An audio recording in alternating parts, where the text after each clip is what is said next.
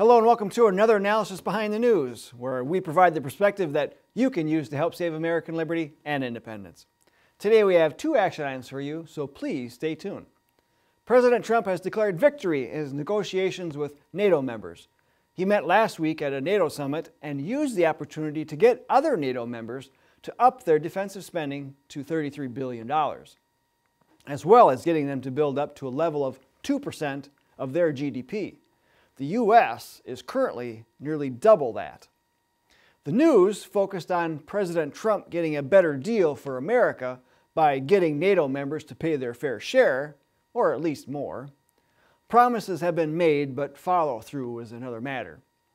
A couple weeks ago, we brought up how NATO and other international organizations are merely entangling alliances that do nothing but help to shed American sovereignty and treasure to help build a new world order that will eventually see America being brought down to the lowest common denominator, at least in our geographical region. Now, we would much rather have the news and President Trump focus on the detrimental effects of these international agreements. With that being said, allow us to fill that gap. First of all, we must understand that NATO, the North Atlantic Treaty Organization, is a regional subset of the United Nations. The UN Charter allows for regional arrangements, and the NATO Charter ties itself to the UN in no less than 5 instances.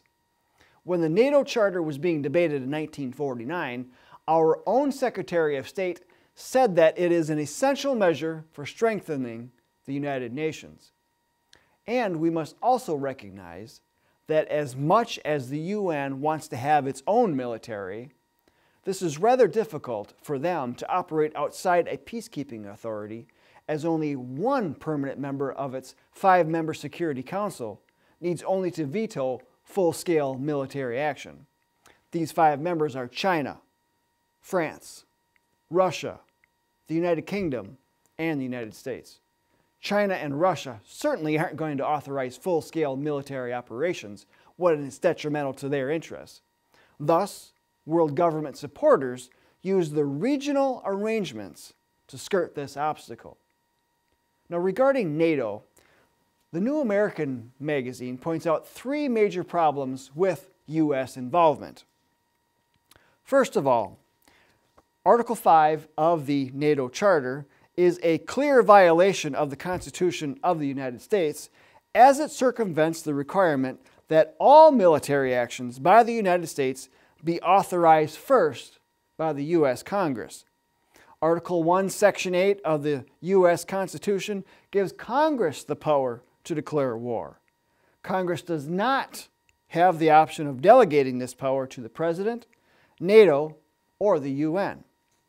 Secondly, Article 5 commits the United States to go to war even if the conflict has no impact upon the vital national interests of the United States.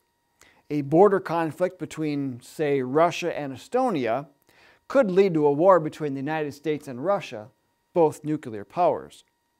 Thirdly, Article 5 ties the hands of the United States once we are involved in a military conflict. Any such armed attack and all measures taken as a result of, Article 5 concludes, shall immediately be reported to the Security Council. Such measures shall be terminated when the Security Council has taken the measures necessary to restore and maintain international peace and security. In other words, the United States is part of an alliance known as NATO that is subject to the jurisdiction of the Security Council of the United Nations. And the New American also points out that NATO has a deeper purpose, which was to end forever America's traditional non-interventionist foreign policy and to tie us to Europe. And as long as the Soviets were a military threat, Europeans could count on the United States as being heavily involved in the affairs of Europe. The alliance's purposes have been summarized as keep the Soviets out, the Americans in, and the Germans down. The Germans are hardly down, as they have achieved economic and political dominance of the European Union. Bluntly put, NATO reduces the national sovereignty of the United States and its rights to use that national sovereignty to protect its own interests. America first becomes America stand in line behind Europe and the UN. If communism indeed did fall in the old Soviet Union, then NATO should have died with it. The fact that it is still around shows that those building a new world order are using it to do as such. The more involved we are in the affairs of other countries, the more we can expect other countries to be involved in our affairs. And if that is the case, we may as well swap our Declaration of Independence for a surrender of interdependence. We would do well to follow the advice of both President Washington and President Jefferson, who both told us to avoid entangling alliances. Washington said, "'Tis our true policy to steer clear of permanent alliance with any portion of the foreign world," and Jefferson summed it up by saying, "Peace, commerce, and honest friendship with all nations, entangling alliances with none."